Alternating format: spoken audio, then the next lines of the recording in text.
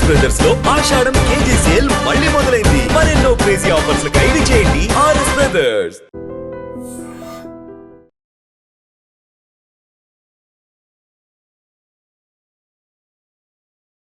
నమస్తే, welcome to I dream talking point with Kavitha. తెలంగాణలో BRS ఫిరాయింపు ఎమ్మెల్యేలపై supreme court కీలకమైనటువంటి తీర్పునిచ్చింది.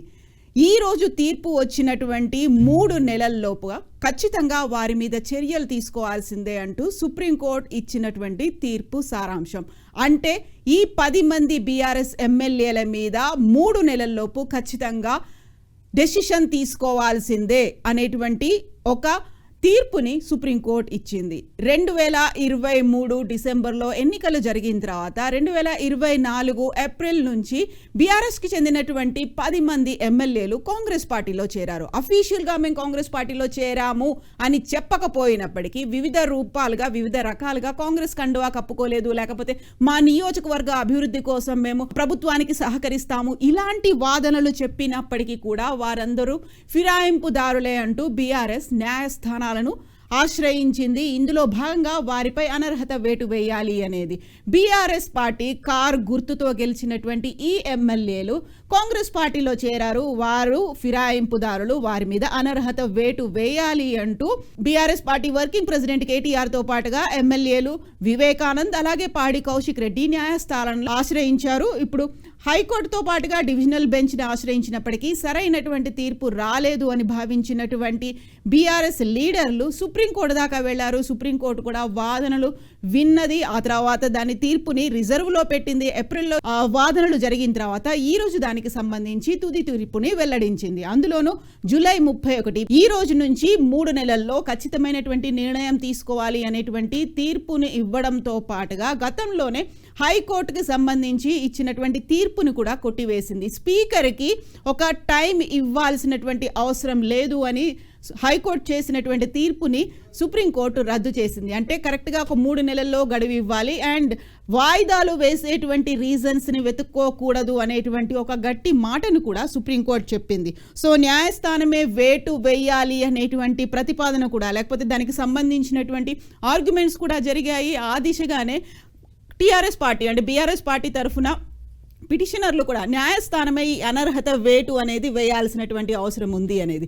అయితే సుప్రీంకోర్టు మాత్రం అలా చేయడానికి కుదరదు అనే మాట చెప్పింది. అంటే ఒక పర్పస్ సాల్వ్ అవ్వాలి తప్ప ఇంకొక ఎంటిటీలోకి మేము ఎంటర్ అవ్వలేము, ఇంకో వ్యవస్థలోకి మేము ఎంటర్ అవ్వలేము. ఎందుకంటే సుప్రీంకోర్టుకు సంబంధించినటువంటి నిర్ణయాధికారాలు ఇవన్నీ చట్టాలు ఒక రకంగా ఉంటే శాసనసభలు లేకుంటే పార్లమెంట్కి సంబంధించినటువంటి చట్టాలు డిఫరెంట్గా ఉంటాయి. కాబట్టి ఒక పార్లమెంటే దానికి సంబంధించినటువంటి ఒక చట్టం చేయాల్సినటువంటి అవసరం ఉంటుంది అనేటువంటి మాటని సుప్రీంకోర్టు చెప్పింది. ఎందుకంటే ఇది కేవలం తెలంగాణకి సంబంధించింది కాదు, దేశవ్యాప్తంగా ఇలాంటి ఘటనలు జరుగుతున్నాయి.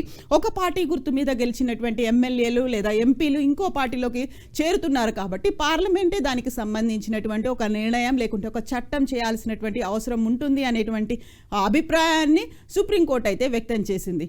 Operation success but patient died అనేలా తీర్పులు ఉండకూడదు. మేము మా పనిని మేము నిర్వహిస్తాము, ఆ తర్వాత అక్కడ ఉన్నటువంటి స్పీకర్లు వాళ్ళ పనిని కూడా వాళ్ళ బాధ్యతలను కూడా వాళ్ళు నిర్వహించాలి అనేటువంటి మాటని సుప్రీంకోర్టు అయితే అభిప్రాయపడింది. యాక్చువల్గా తీర్పు వెలువడినటువంటి 3 నెలల్లో వీరి మీద చర్యలు తీసుకోవాల్సినటువంటి అవసరం అయితే ఉంటుంది. ఇందులోనూ ప్రధానంగా బీఆర్ఎస్కి చెందినటువంటి 10 మంది ఎమ్మెల్యేలు గతంలోనే కాంగ్రెస్ పార్టీలోకి చేరాము అని చెప్పకపోయినప్పటికీ అసెంబ్లీ సమావేశాలు జరుగుతున్నప్పుడు బీఆర్ఎస్ పార్టీకి కేటాయించినటువంటి స్థానాల్లో కాకుండా కాంగ్రెస్ పార్టీ స్థానాల్లో కూర్చోవడము దానికి ప్రధానమైనటువంటి కారణం. అందులోనూ బీఆర్ఎస్ ఎల్పీ మీటింగ్లకు హాజరవ్వలేదు. అందులోనూ పిఎస్సి చైర్మన్గా కూడా బీఆర్ఎస్ పార్టీకి చెందినటువంటి వాళ్ళని ఎన్నుకోకుండా కాంగ్రెస్ పార్టీ అరికపూడి గాంధీకి ఇవ్వడం అనేది కూడా, వీటన్నిటికీ సంబంధించి గతంలోనే పెద్ద ఎత్తున వివాదాలు జరిగాయి, ఇళ్ల మీద దాడులు అయ్యాయి, ఆందోళనలు అయ్యాయి, అరెస్టులు కూడా అయిపోయాయి. దీనికి సంబంధించి అరికపూడి గాంధీ ఇంటి మీదకి పాడి కౌశిక్ రెడ్డి అటాక్ కోసం వెళ్ళాడు, అటాక్ చేయడానికి వెళ్ళాడు అనేది వాదోపవాదనలు, తీవ్ర స్థాయిలో పదజాలాలు, దూషణలు ఇవన్నీ కూడా జరిగాయి. కాబట్టి దీనికి సంబంధించి సాధ్యమైనంత త్వరగా చర్యలు తీసుకోవాలి అనే ఉద్దేశంతో అటు హైకోర్టుతో పాటుగా డివిజనల్ బెంచ్ని కూడా బీఆర్ఎస్ పార్టీ అండ్ బీజేపీ శాసనసభాపక్ష నేత మహేశ్వర్ రెడ్డి కూడా న్యాయస్థానాలని ఆశ్రయించారు. ఈ నేపథ్యంలోనే ఇప్పుడు బీఆర్ఎస్ పార్టీకి చెందినటువంటి సీనియర్ లీడర్లు, ఎమ్మెల్యేలు అందరూ కూడా 10 మంది అందులో కాంగ్రెస్ పార్టీలో చేరారు అనేది బీఆర్ఎస్ చెప్తోంది. అందులో దానం నాగేందర్, తెల్లం వెంకట్రావు, కడియం శ్రీహరి, పోచారం శ్రీనివాసరెడ్డి, బండ్ల కృష్ణమోహన్ రెడ్డి, కాలే యాదయ్య, ప్రకాష్ గౌడ్, అరికెపూడి గాంధీ, గూడెం మహిపాల్ రెడ్డి, సంజయ్ కుమార్ వీళ్ళందరూ గతంలో కూడా ఎమ్మెల్యేలుగా ప్రాతినిధ్యం వహించారు. ఆ తర్వాత బీఆర్ఎస్ పార్టీ గుర్తు తరఫున గెలుపొందినప్పటికీ కాంగ్రెస్ పార్టీలో చేరారు కాబట్టి వారి మీద అనర్హత వేటు వేయాలి అనేటువంటి మాటని బీఆర్ఎస్ పార్టీ వాదిస్తూ వచ్చింది. పార్టీ ఫిరాయించిన ఎమ్మెల్యేలపై స్పీకర్ ఒక సరైనటువంటి నిర్ణయం తీసుకోలేదు. దీన్ని సవాల్ చేస్తూనే సుప్రీంకోర్టు దాకా వెళ్లారు.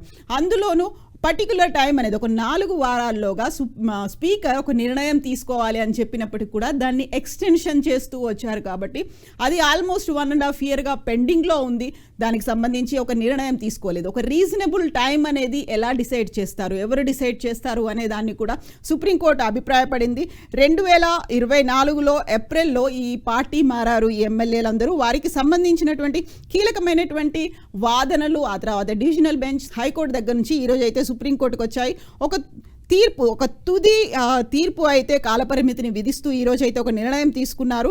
దానికి సంబంధించి స్పీకర్కు కాలపరిమితిని విధించారు. ఆలస్యం చేసే ఎత్తుగడలు ఎట్టి పరిస్థితుల్లోనూ మంచివి కాదు అనేది సిజేఐ బిఆర్ గవాయ్ అయితే అభిప్రాయపడ్డారు. తెలంగాణ హైకోర్టు ఇచ్చినటువంటి తీర్పుని కొట్టివేశారు. యాక్చువల్గా ఇప్పటికీ అయితే చెప్తున్నటువంటి మాట కాంగ్రెస్లో చేరినటువంటి బీఆర్ఎస్ ఎమ్మెల్యేలు, మేము చేరలేదు, పార్టీ ఫిరాయింపు కింద రాదు ఇది.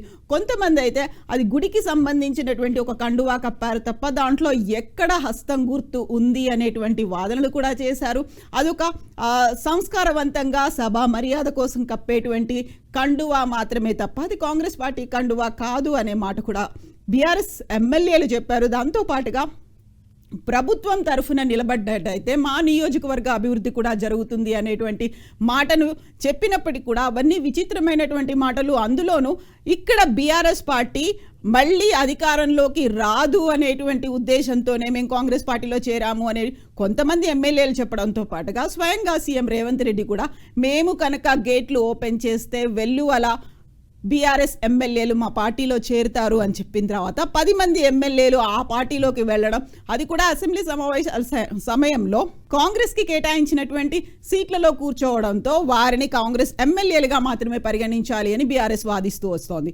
సో ఇప్పటికైతే 3 నెలల గడువు అనేది విధించిన తర్వాత ఇప్పుడు స్పీకర్ ఎలాంటి నిర్ణయం తీసుకుంటారు, ఆ తర్వాత అనర్హత వేటు కనుక వేస్తే 10 స్థానాల్లో ఉప ఎన్నికలు కూడా వస్తాయి. ఇప్పటికైతే జూబ్లీహిల్స్కి సంబంధించి ఉప ఎన్నిక రాబోతోంది. అది ఎప్పుడు అనేది దానికి సంబంధించినటువంటి షెడ్యూల్ అతి తొందరలోనే రిలీజ్ అవుతుంది అనేటువంటి సమాచారం ఉన్నటువంటి నేపథ్యంలో జూబ్లీహిల్స్తో పాటుగా ఈ 10 అసెంబ్లీ స్థానాలకు కూడా ఉప ఎన్నికలు జరుగుతాయా, లేకపోతే పార్టీ ఫిరాయించినటువంటి ఎమ్మెల్యేలు తిరిగి బీఆర్ఎస్ పార్టీలోకి వస్తారా, లేకుంటే మేము బీఆర్ఎస్ పార్టీలోనే ఉన్నాము అనేటువంటి వాదనని ముందుకు తీసుకొస్తారా? ఎందుకంటే తీవ్ర స్థాయిలో కూడా బీఆర్ఎస్ పార్టీ మీద, కేసీఆర్ మీద కూడా విమర్శలు చేసినటువంటి లీడర్లు, ఎమ్మెల్యేలు ఈ 10 మందిలో ఉన్నారు. కాబట్టి ఇప్పుడు స్పీకర్ ఎలాంటి నిర్ణయం తీసుకుంటారు, ఈ 10 మంది ఎమ్మెల్యేలు ఎలాంటి నిర్ణయం తీసుకుంటారు, లేకపోతే 10 చోట్ల కూడా ఉప ఎన్నికలు రాబోతున్నాయా? బోల్డ్ అంతా అయితే చర్చ కొనసాగుతోంది. 3 నెలల్లో ఏం జరగబోతోంది? యాక్చువల్గా మీరేమనుకుంటున్నారు? పార్టీ ఫిరాయింపుదారులా, లేకుంటే అవకాశవాదులా, రాజకీయంగా ఎదగాలని చూస్తున్నవారా? మీ అభిప్రాయాన్ని కామెంట్స్ రూపంలో తెలియచేయండి. నిజంగా ప్రస్తుతం ఉన్నటువంటి సమాజం దేనికి ప్రయారిటీ ఇస్తుంది?